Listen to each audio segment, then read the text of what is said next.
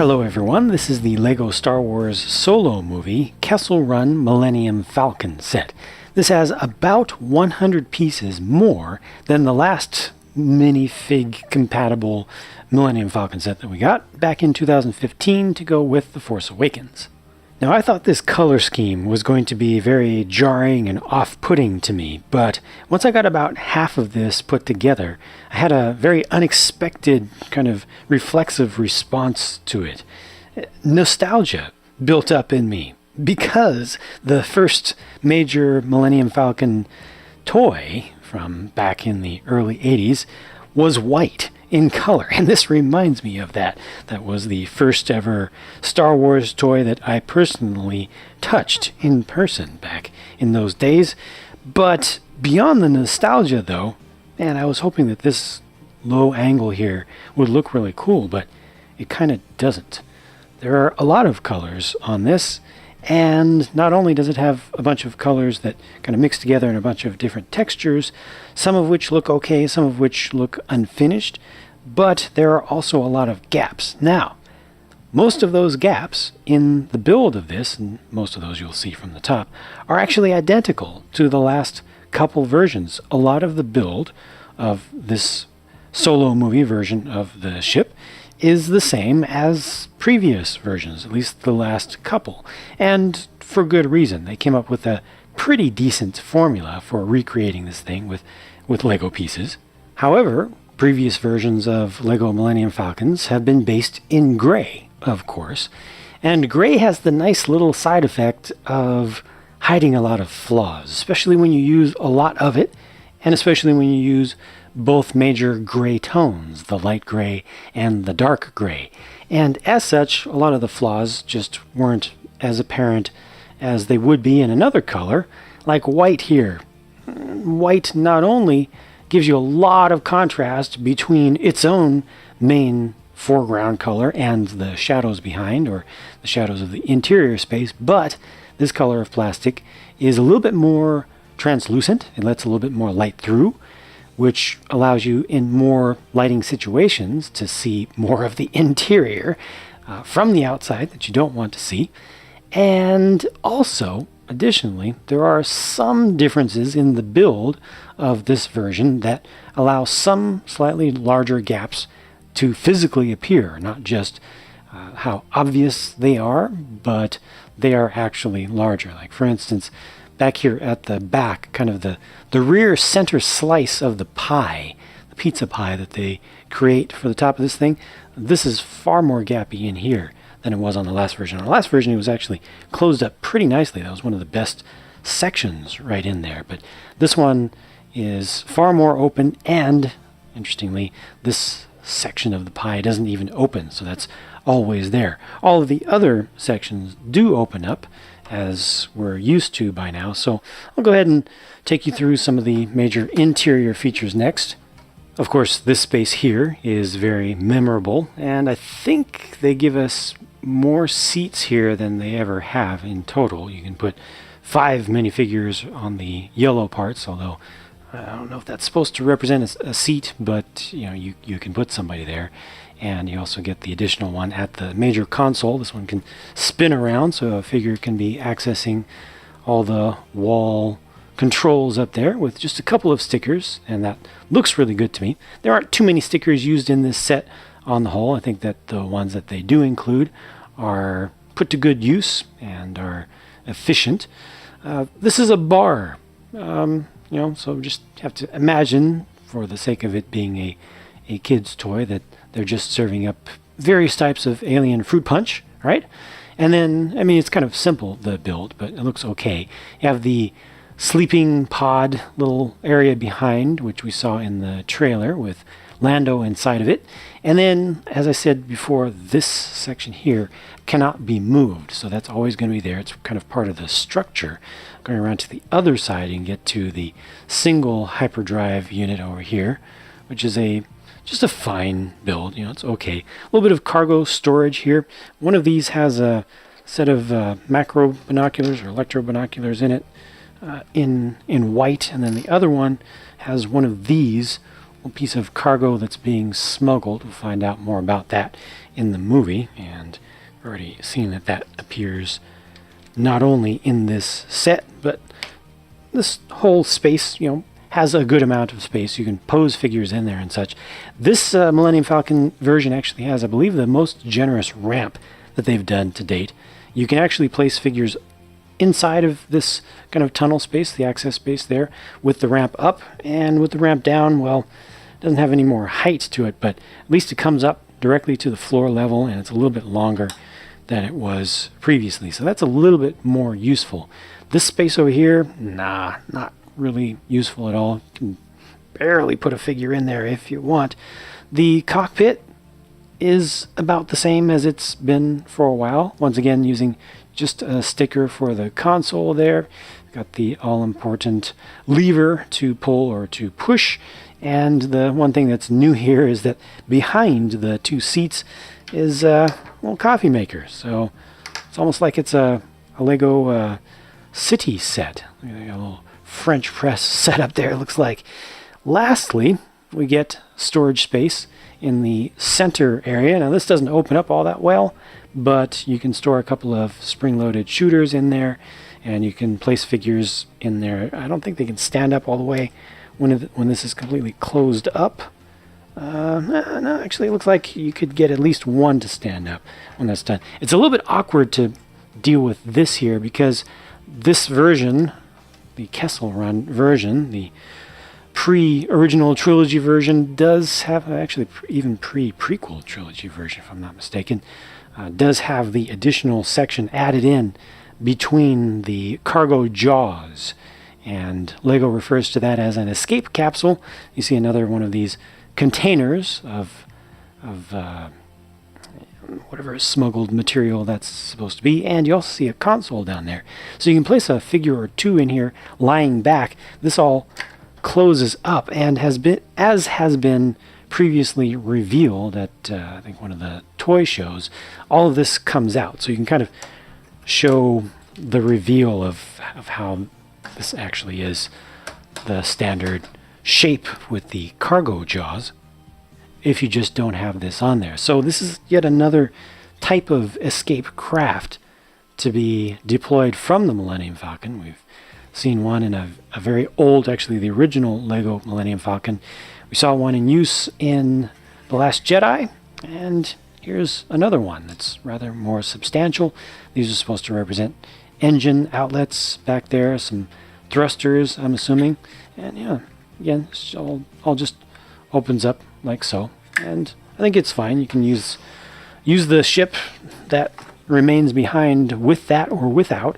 So there's the more familiar shape, although this again does leave more gappiness on the front. A big old open space in there. It's really not designed to look great from the front or from the sides or down low at all. It's just how it is. Now, this has forward-facing cannons with the spring-loaded shooters, one here, one here. The trigger mechanisms for those two are great. I mean, obviously you can leave these out if you don't like the look of them, but the trigger mechanisms are really well integrated in. Just one over here, one over here. I mean, it just looks like part of the greebling detail of the top, and you just push down, there we go, towards the front, and they work just fine. Again, you get the extra pair of projectiles there. This opens up much easier when you remove the front craft.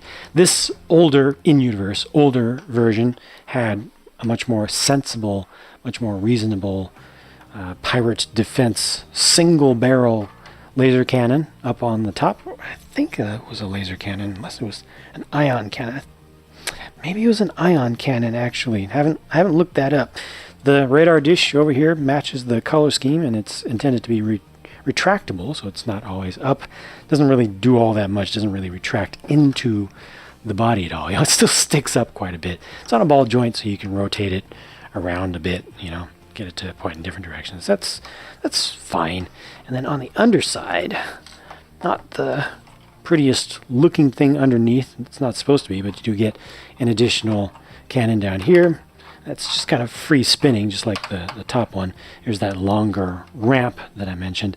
And inside of there, you can place figures as usual to actually operate the cannons. that's accessible from the top here, and it's just a little insert thing, so you can pull this out, put two figures in there. Nice controls, you know, they, or at least the targeting displays, they look, I think, much better than previous versions have from Lego. But yeah, it just does the job. You know, it's just fine. And you get one facing up, one facing down, and that fits in there decently well. Again, a little bit more gappy around the edges though. I do think that this is the most swooshable, larger than MIDI scale or larger than Micro Fighters scale version of Millennium Falcon that Lego has released to date, because there is a lot of structural support and rigidity down the center line on both major axes as viewed from the top. So grabbing it from the sides here, it's fairly rigid. You can grab it from one side. That's good. You can grab it from the back here also. That's one good thing about not having this center section of the pie be able to open. You actually have some good structural support there. So if you're old enough, if you're strong enough, then you can just do like this. So I think that as a toy to use kind of on the go, this works out pretty well. Taking a look at the figures, here are Han Solo and Lando Calrissian, of course. I still stand by my assertion that Lego's version of a young Han Solo looks more, to me, like a young Han Solo than the live-action real version does. I think both of these figures look pretty good, to be honest with you, and I think they look close enough to the actors, but then also a little bit like the original trilogy versions of them, just in the faces and with the hair. I think it's just a nice little compromise. I think between these two, I like the Lando one better, although he does use a one-piece kind of cloak, which includes the big collar. It just folds up and down simultaneously. And there's a lot of extra kind of bundled up, gathered cloth in there, in the neck area, which is a little bit uncomfortable to look at, especially up close. I think you can iron that down just a little bit, flatten it, but it does have the extra color, the blue on the inside, whereas the other side is just a plain black, and that does use the older style of more papery cloth material. Each of these gets an alternate face, and there is a good amount of torso detail on the back for Lando that most of the time you will never see.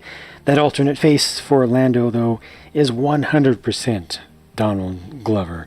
I can see a little bit of suggestion of Billy D. Williams in the front one, but here is all the current actor, whereas the one for the whole head for Han Solo, I can see a little bit of the new and the old actors in this. This Chewbacca is a surprise to me, with a brand new head and torso mold for him, with a different shape for his hair, and he's got kind of the double bandoliers and the pouch on the front. I mean, just the head shape is so different from the last mold that they did. I have to say I like the new one better than this. I'm still somewhat lamenting the loss of the original Chewbacca mold, but I think this third one is an improvement, is a step in the right direction, especially around the mouth and the way that they've printed that. I think the print and the molding goes together really well. I'm pleasantly surprised by this one. And then there's Kira on the right, and that's a pretty good looking figure. It's pretty clean, you know. It's produced well. I think it looks appropriate. Her hairpiece is the rubbery style, kind of the usually Friends type of style, including the inclusion of a mini peg hole on the top. No printing on the back of the head/torso overpiece for Chewbacca, but you do get some nice clean torso printing on the back for Kira, and she gets that alternate face. This pair of new droids will definitely make a fine addition to my collection. You got the Kessel operations droid on the left. Looks like he's looking either a little bit rusty or a little bit beaten up, a little bit worn, or maybe a little bit of both. But it's nice to see another almost protocol style, humanoid style robot in a bright color like that. And on the right is DDBD. DDBD. I'm assuming that is at least partially a little bit of a nod reference to Buck Rogers. I'm assuming. It's a different style of droid than we've ever gotten. So that's interesting. Notice the upside down building for the lower half of the body, or actually most of the body. And then the head just goes on the standard way. Its prints are actually really good. The production quality there is good. Nice print on the back of the head for the Kessel operations droid also, and for its torso. Good level of detail. Finally, here's the mysterious villain, Quay Tolsite. Hopefully I'm pronouncing that somewhat close to correct. Has an interesting figure made for it. Looks pretty good to me. Looks very distinct. Nice new mold for the main head add-on piece. Also uses the new 2018 kind of skirt piece, which makes this figure the exact same height as a normal minifigure. However, that is a very light in weight piece. It's very hollow, and I found that in general it allows figures to fall forward much more easily than a standard figure, and much more easily than the old style of just slope piece that they would traditionally use. So a little bit nice in terms of its shaping and everything, and also with the height, but in actual use it's a little bit frustrating. I've found it always wants to fall forward, especially if you have a gun out or something. And it's not like with figures that have regular legs where you can just lean it back a little bit to kind of change the center of gravity. You cannot do that here. The print there is interesting. Again, we see some dirtiness around the entire figure. The head is the pearl gold color. No print on the back of it. So in all, I feel like there are some things about this that are a little bit better than previous versions of Millennium Falcons from Lego. One thing that I forgot to point out is that they actually covered up a couple gaps around the cockpit. But then again, you do have some areas that are not as good, with some larger gaps around it. The white color really highlights a lot of flaws, as I mentioned before. And then there's the 800-pound gorilla in the room. That is its price. Yeah, this is roughly 100 pieces more than the Force Awakens version, but at least in the US, it's $20 more. $170 for this Millennium Falcon. I know it's the Millennium Falcon, and that's a big deal. And, it's a decent-sized playset, but it doesn't look $170 decent size. Just to me, it doesn't feel like a decent price for its actual size. And I feel like you don't get enough additional stuff with this additional mass, combined with parts, combined with playability and or displayability with this, to justify that much of a price increase, especially with a movie that I feel is not going to have anywhere near the draw of the major trilogy movies. It's a pretty cool set, but I just don't see it being worth what they want you to pay for it. Just my thoughts though. Let me know what you think about that. Thank you for watching, and I'll talk to you again soon.